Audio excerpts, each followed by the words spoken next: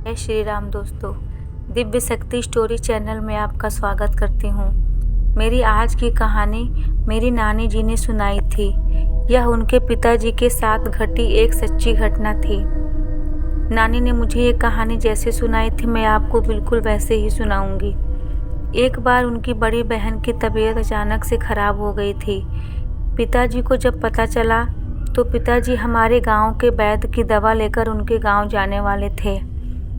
उनकी दीदी को गांव के वैद्य की दवा बहुत सूट करती थी, इसलिए पिताजी ने दवा ली और गांव जाने के लिए निकले। उनकी माँ ने रास्ते के लिए सत्तू, गुड़ और गन्ने का रस दिया था, या रास्ते में खा लेना। पिताजी जल्दी जल्दी तेज कदमों से चलते हुए दीदी के गांव जा रहे थे, क्योंकि धान की रोपाई का समय था। उनको अपने गांव वापस जल्दी भी आना था। पिताजी दीदी के गांव पहुंचकर वहां थोड़ा आराम किए और अपने एक दोस्त से मिलने चले गए। उनके मित्र उस समय घर पर नहीं थे, इसीलिए पिताजी को उनका इंतज़ार करना पड़ा और थोड़ा समय और बीत गया। जब उनके दोस्त आए तो पिताजी मिलकर वहां से चलने लगे तो दोस्त ने मना किया, बोला कि रात का सफ़र करना ठीक नहीं है, आज तुम यहीं रुक जाओ, कल भोर में चले जाना। पर पिताजी नहीं माने, बोले भाई कल मुझे गांव में बहुत ज़रूरी काम है। ये इतना कहकर पिताजी अपने घर के लिए चल दिए। दीदी ने उनको रास्ते के लिए कुछ सामान भी दिया था, जिनमें लड्डू था। वो सब सामान लेकर पिताजी अपने गांव की तरफ चल रहे थे। नानी ने हमें बताया था कि उनके पिताजी शिव जी के बहुत बड़े भक्त थे। कुछ भी हो जाए, पिताजी बिना भोले बाबा को जल दिए कभी भोजन ग्रहण नहीं करते थे। एक बार तो गांव में आंधी और तूफान आई थी, पिताजी फिर भी जल देने गए थे। सारे लोग उनके पिताजी को भोला कहकर बुलाते थे। खैर, पिताजी अपने रास्ते में चल रहे थे। अचानक से उनको भूख लगी और उनको थकान भी महसूस हुई, इसलिए वो थोड़ा आराम करने के लिए कोई जगह तलाशने लगे। सामने उन्होंने एक बागीचा देखा। थोड़ी देर वहां आराम करने के बारे में सोचकर वहां गए, खाकर थोड़ा लेटे। उनको नींद आ गई, पता ही नहीं चला कब शाम से रात हो गई। उन्हें कुछ आहट सी सुनाई दी, जैसे उनका सामान कोई लेकर जा रहा है। यह देखकर वो तुरंत खड़े हो गए। तब उनका ध्यान पेड़ों की तरफ गया। पेड़ों से कुछ नीचे की तरफ उतर रहा था। एक पेड़ों से नहीं, वहाँ जितने सारे पेड़ थे उन पेड़ों से कोई नीचे की तरफ उतर रहे थे। वे लोग बड़े अजीब थे। वो बैठकर चल रहे थे। उनके पूरे शरीर में पूरा बाल से ढका हुआ था। उनकी लाल लाल आँखें, भयानक चेहरा और मुंह से रोशनी जैसी कुछ निकल रही थी। पिताजी समझ गए कि ये लोग राक्षस हैं। दोस्तों, राक्षस एक दैत्य होते हैं जो दिखने में बहुत ही भयानक होते हैं। उनके मुंह के अंदर से रोशनी निकलती है। मैंने भी इनके बारे में यही सुना था, लेकिन पिताजी को ये नहीं पता था कि वो इतने भयानक होते हैं। पिताजी डर के मारे हिल भी नहीं पा रहे थे। उन्होंने पिताजी को देख लिया और टांग कर एक पत्थर के पास बैठे राक्षस के पास ले गए। वो इनसे भी बड़ा और ज़्यादा भयानक था। न जाने उसने क्या कहा। वे लोग उन्हें एक पेड़ के पास पटक कर अपने काम में लग गए।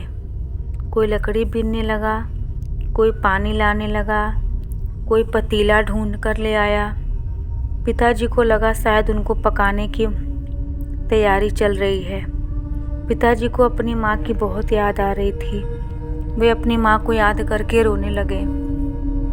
उनको यही लग रहा था कि मेरी मरने की खबर सुनकर मेरी माँ को, मेरे पिताजी को कितना दुख होगा। वो ये सोचकर रोने लगे।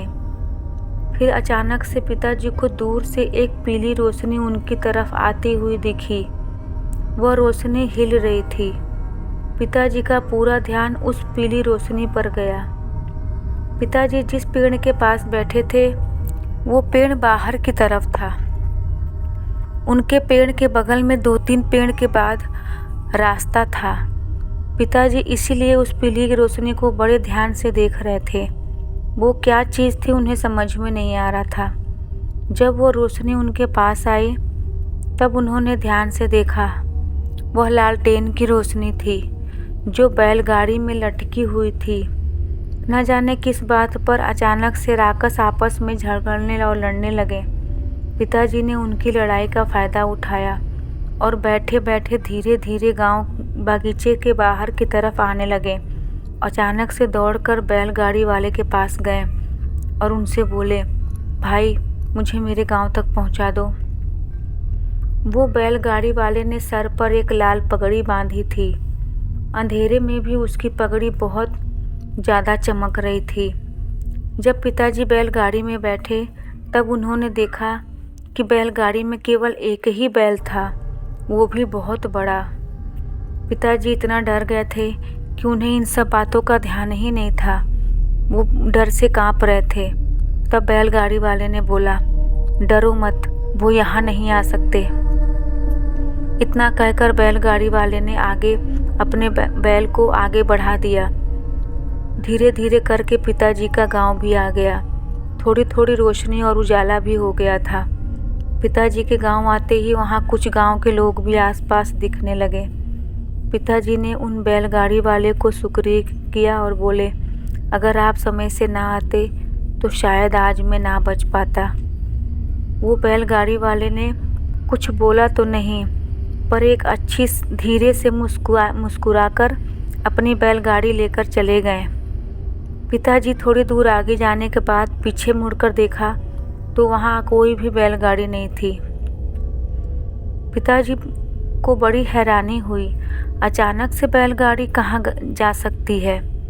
पिताजी को आज तक ये भी नहीं समझ में आया कि वो बैलगाड़ी क्या थी, वो बैलगाड़ी वाले कौन थे।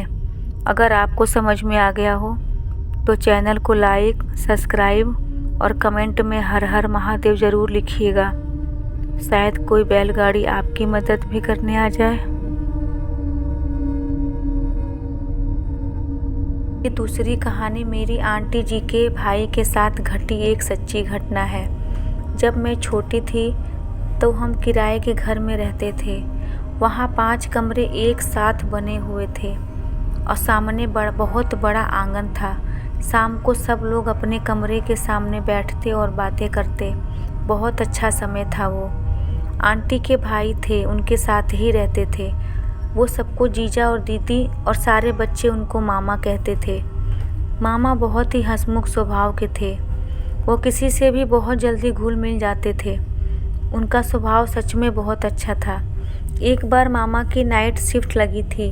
वह रात को खाना खाकर कंपनी जाने लगे तो मेरे पापा बोले, साले साहब रात को जा रहे हैं, अगर कोई रास्ते में चुड़ैल मिल गई तो। मामा हंसने लगे और बोले, कोई नहीं जीजा, उसे आपसे मिलाने ज़रूर लाऊंगा। ऐसा कहकर सब लोग हंसने लगे। मामा ऐसे ही सबके साथ हंसी मजाक करते थे। मामा को भूतों पर बिल्कुल विश्वास नहीं था। वे भूतों पर विश्वास करना तो दूर, हमेशा उन लोगों का मजाक बनाते थे। उन्हें लगता था कि हमारे मन का डर ही है और भूत कुछ नहीं होते। ये सोचकर मामा कभी किसी से डरते ही नहीं थे। सब लोग उनको मना करते थे कि ऐसी शक्तियों का मजाक उड़ाना ठीक नहीं है, पर मामा नहीं मानते थे। एक बार रात को अचानक से मामा की तबीयत खराब हो गई। उन्होंने कंपनी से छुट्टी ली और रात में ही घर आने लगे। उनके दोस्त ने उनको मना भी किया, बोला यार तू यहीं रुक कर आराम कर लेना, सुबह चले जाना, पर वो नहीं माने। तो दोस्त बोला, ठीक है भाई जा, पर बगिया वाले रास्ते से मत जाना। उन्होंने हाँ में सर हिलाया और चल दिया। वे अपने मन में सोच रहे थे, अब तो मैं बगिया वाले रास्ते से ही जाऊंगा। यह कहकर वह उसी रास्ते से आने लगे। उसका नाम था मेवालाल की बगिया। वह बगिया बहुत दूर तक थी। अब तो वहाँ काफ़ी चहल पहल, बहुत बैंक, होटल, काफ़ी कुछ बन गया है, लेकिन पहले के समय में वहाँ केवल बगिया ही थी, खुली हुई दूर तक फैली हुई बगिया। उसके बीच में से रास्ता जाता था। कोई भी रात को उस तरफ से आने में बहुत ही संकोच करता। उस बगिया में ना जाने क्यों सबको डर लगता। मामा साइकिल से जा रहे थे। जैसे ही वो बगिया के पास पहुँचे, उन्हें वहाँ एक औरत खड़ी हुई दिखी।